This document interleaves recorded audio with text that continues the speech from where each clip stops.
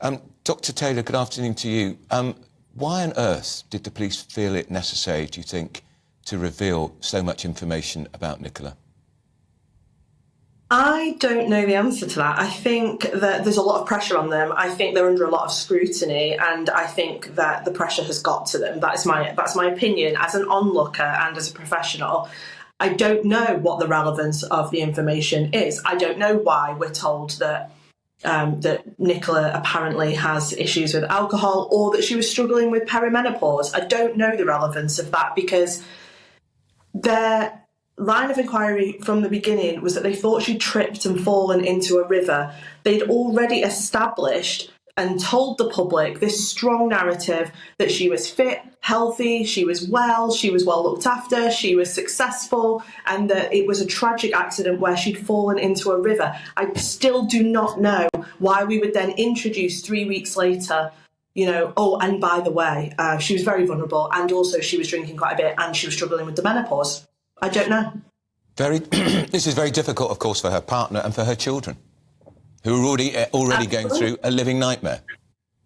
Absolutely. I saw, this morning that there's been another statement from family and friends sort of, reeling from the fact that this information has been given to the public. And I find it fascinating, actually, that the police force have complained several times about speculation and about the public attempting to solve this case. And yet they're sort of leaking out these bits of information that's just causing more and more speculation in the public, because now they're asking, well, what's the relevance of this information? Are you suggesting she was drunk? Are you suggesting she was unstable? Are you suggesting that she was suicidal? I really do think that the way this case has been communicated to the public is what is causing these responses from the public.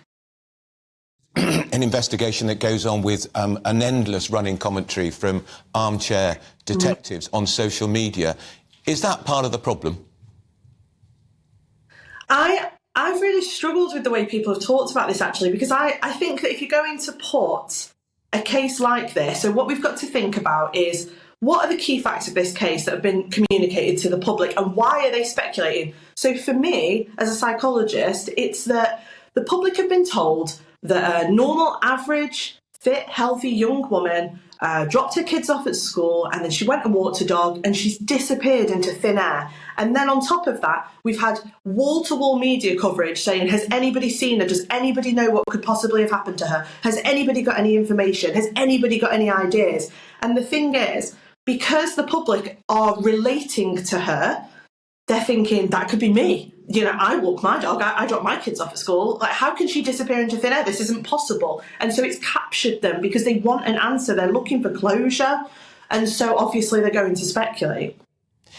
Also, Dr. Taylor, why did we have to be told that they visited her home 2 weeks earlier before she disappeared?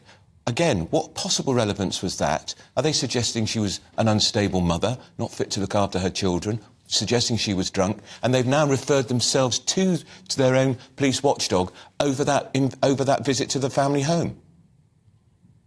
I do think it's the right thing to do to refer themselves. I do think that this investigation has been very poor. I think there's been a lot of poor decision making. I mean, one, for example, this information, as you say, has come out that there were welfare checks done on her very close to her going missing. And so you would think that would instantly be a line of inquiry. They're saying, aren't they, the force, that they knew immediately that she was high risk, they knew immediately she was vulnerable, that they already had this information, and now we know that they've been out and done some sort of safe and well check on her. So you would expect that to be a line of inquiry. The fact that it wasn't is problematic.